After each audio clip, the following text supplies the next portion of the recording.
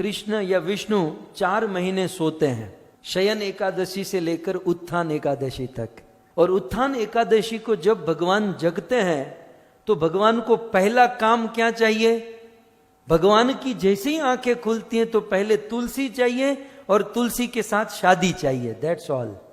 आपने देखा? आप क्रम देखिए कि जैसे ही कार्तिक मास की उत्थान एकादशी, तो एकादशी के दिन ही तुलसी शालिग्राम विवाह होता है। या फिर पुराणों में ऐसी भी घटना है कि एकादशी से तुलसी के द्वारा कृष्ण की, नारायण की सेवा शुरू हो जाती है, फिर उसमें मंगनी की रस्म होती है, गीत गावाना, तिलक, ये सब विधि करते करते पूर्णिमा के दिन फेरा फरते हैं। तो ये 2 है, मतलब एकादशी के दिन भी विवाह है, पूर्णिमा के दिन भी विवाह है। पुराणों में कथा इस प्रकार से है कि तुलसी देवी गौलोक धाम में नित्य भगवान की संगिनी, नित्य गोलोक वासिनी, जिनका नाम है वृंदा। और देखिए, ये गोलोक धाम में ये श्रापा श्रापी तो मुझे जरा भी पसंद नहीं है। या कलयुग में कम श्रापा श्रापी चलती कि वहां जाकर अब श्रापा श्रापी करो, क्रोध करो, झगड़ो। लेकिन भगवान कुछ न कुछ इस जगत के कल्याण के लिए गौलोक में कुछ लीला करते हैं। तो इस लीला को सुनकर गौलोक धाम में या भगवान में या भगवान के इन पार्षदों में किसी में भी दोष दृष्टि नहीं करनी चाहिए, क्योंकि जो भी श्रापा श्रापी हुई, जो कुछ भी हुआ, अल्टीमेटली मानव समाज का उद्धार करने के लिए हुआ। नहीं तो उनको क्या था, वो तो अपने धाम में सब मौज मार रहे थे, वो तो वहां आनंद आनंद मौज मौज कर रहे थे। वो तो हमारा उद्धार करने के लिए कृष्ण ने सोचा कि भाई ये वृंदा तुलसी के रूप में धरती पर जाए और ये लोगों का काम हो, मनुष्य का उद्धार हो। तो कथाएं पुराणों में बहुत हैं, भिन्न भिन्न कल्पों के अनुसार भिन्न भिन्न कथाएं भी हैं। लेकिन मैं आपको सार ये कह दूं कि ये सारी कथाएं एक और मात्र एक मानव समाज का कल्याण करने के लिए है। भगवान रात दिन सोचते हैं कैसे मनुष्य का कल्याण हो, उद्धार हो। सो देवी वृंदा यूं तो भगवान के धाम में, और भगवान का एक सखा सुदाम, वो भी भगवान के धाम में। जैसे तैसे वहां श्राप मिला तो वह सुदाम जो था वो असुर बना और देवी वृंदा इस धरती पर इनका जन्म हुआ। वृंदा का धरती पर जन्म हुआ, दिखने में बहुत सुंदर स्त्री थी, इसलिए इनका नाम हुआ तुलसी। और इनके मन में इच्छा हो गई कि बस मुझे भगवान विष्णु से विवाह करना है। और देवी वृंदा भगवान विष्णु से विवाह करने की जिद, और पता चला कि विवाह भगवान विष्णु से करना है तो तपस्या करनी होगी।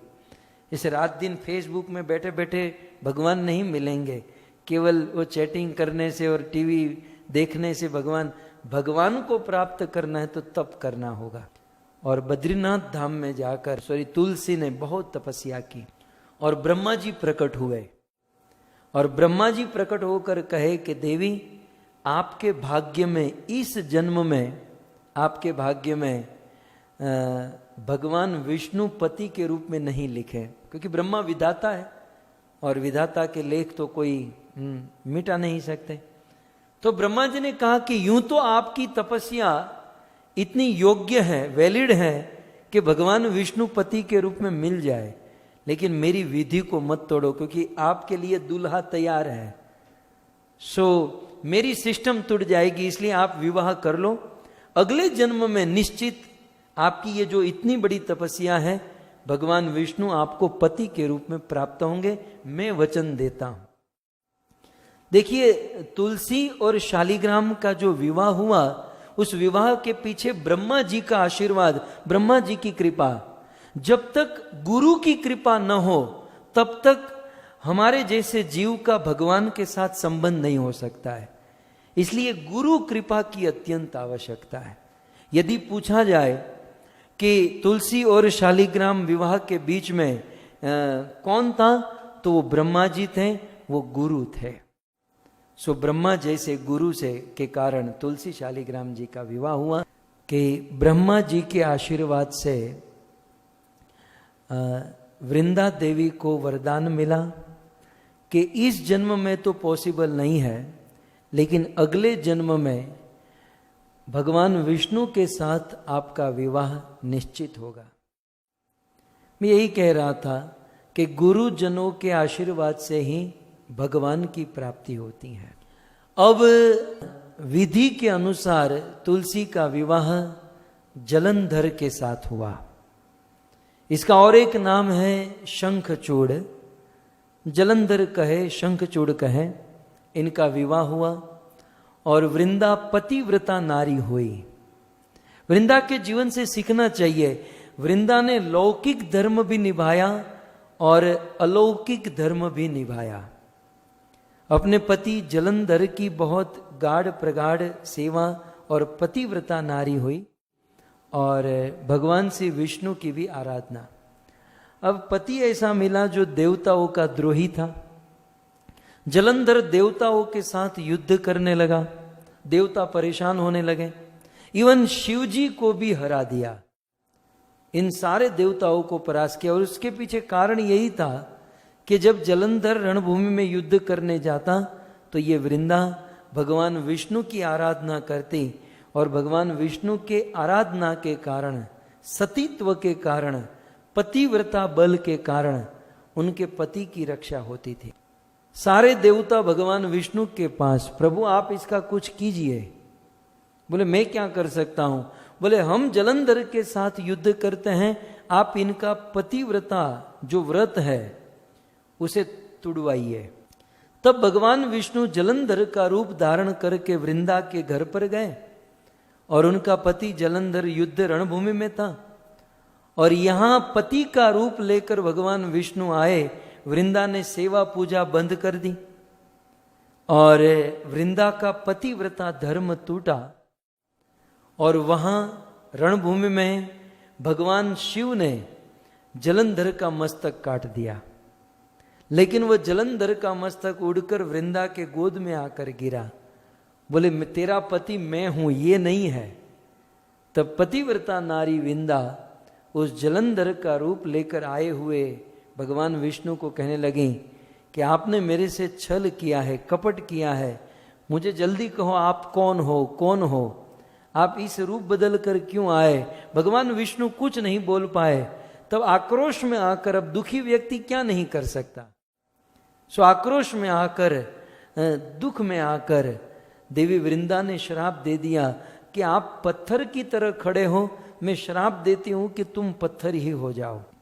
कुछ देर के बाद सारे देवता जब वहां पर आए तब वृंदा को पता चला कि ये जो जलंधर का रूप लेकर आए वो तो अन्य और कोई नहीं, वो स्वयं भगवान विष्णु है जिसकी आराधना वृंदा करती है। वृंदा को पता चलते ही वो श्राप वापस ले लिया, लेकिन भगवान विष्णु ने कहा कि नहीं, मैंने देव कार्य करने के लिए आपसे झूठ बोला, आपसे कपट किया, इसलिए निश्चित मैं पत्थर अवश्य बनूंगा।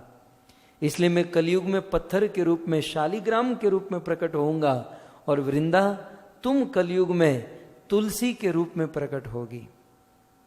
सो उसी समय देवी वृंदा वहां पर समाधि ले लेती हैं और वृंदा के शरीर से जो राख बनती है उससे तुलसी का पौधा प्रकट होता है पहली बार, और वही तुलसी का पौधा एक्सपांड होने लगा।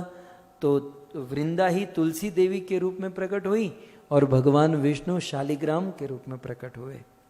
देवी वृंदा को शालिग्राम बहुत प्रेम करते हैं। इवन अपने आंखें खुल के ही सर्वप्रथम तुलसी को धारण करते हैं, तुलसी से विवाह करते हैं।